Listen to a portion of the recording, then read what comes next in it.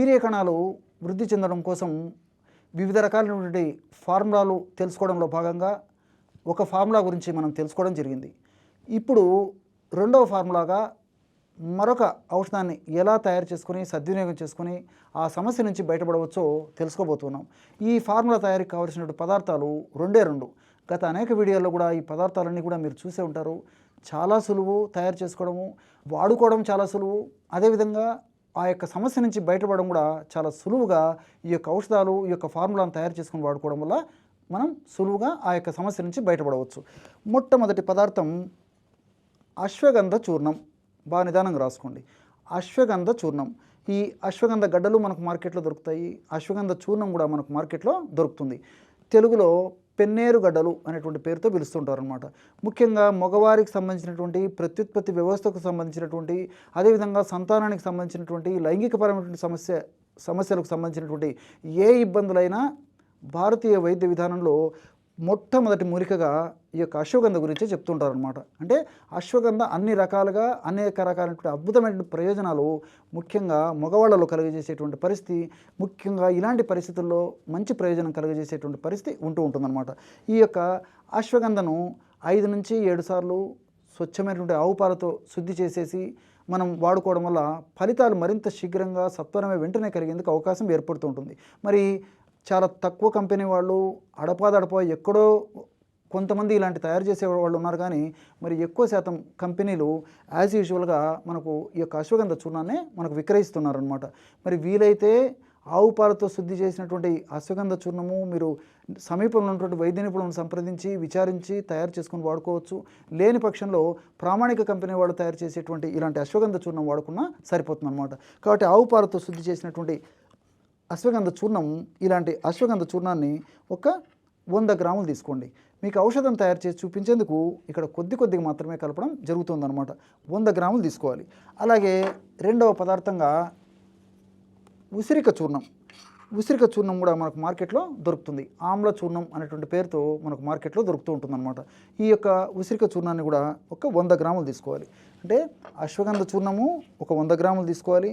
అదేవిధంగా ఉసిరిక చూర్ణం కూడా ఒక 100 గ్రాములు తీసుకోవాలన్నమాట.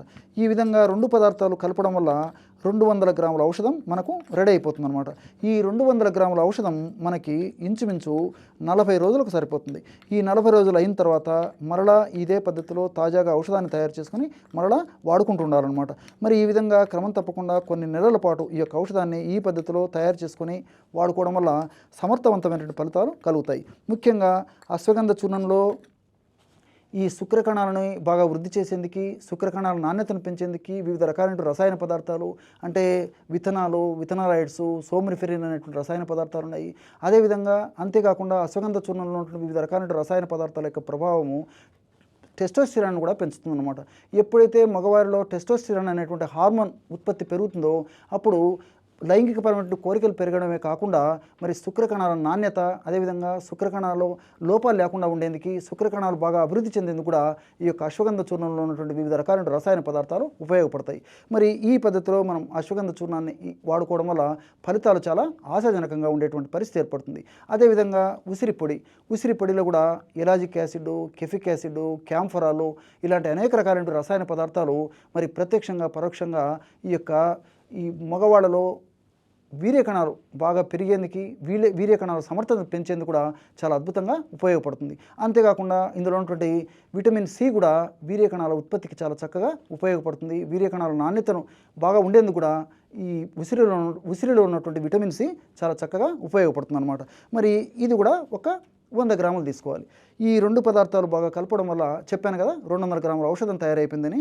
దీన్ని ఒక గాజు సీసాలో నిల్వ ఉంచుకొని రోజు ఉదయం పరిగడుపున ఒక్కసారి, అదేవిధంగా రాత్రి పడుకునేటప్పుడు మరొకసారి మనం తయారు చేసి పెట్టుకున్నటువంటి చూర్ణాన్ని 1/2 టీ స్పూన్ అంటే 2.5 గ్రాము ఉదయము, 2.5 గ్రాము రాత్రి, అంటే రోజు 5 గ్రాముల చూర్ణాన్ని వాడుకోవాలన్నమాట. మరి ఈ విధంగా ఒక 1/2 టీ స్పూన్ చూర్ణాన్ని ఒక పూటకి ఈ విధంగా తీసుకొని ఇందులో 1/2 టీ స్పూను స్వచ్ఛమైనటువంటి నెయ్యి కలపాలి. ఆవు నెయ్యి దొరికితే మరీ మంచిది. ఆవు నెయ్యి దొరకనటువంటి పక్షంలో మరి ఈ యొక్క గేదె నెయ్యి కూడా వాడుకోవచ్చు అనమాట. అలాగే 1 స్పూను 1/2 టీ స్పూన్ మనం ఆవు నెయ్యి తీసుకున్నట్లయితే 1 టీ స్పూను తేనె తీసుకోవాలన్నమాట. ఈ విధంగా తేనె నెయ్యి రేషియో మనం ఈ విధంగా గమనించుకొని వాడుకోవాలన్నమాట. 2.5 గ్రాము లేదా అర టీ స్పూను మనం తయారు చేసి పెట్టుకున్నటువంటి చూర్ణం, అంటే అశ్వగంధ చూర్ణము, ఉసిరిక చూర్ణం తీసుకున్నాము. ఇందులో అర టీ స్పూను నెయ్యి, 1 టీ స్పూన్ వరకు స్వచ్ఛమైనటువంటి తేనె కలిపేసాం.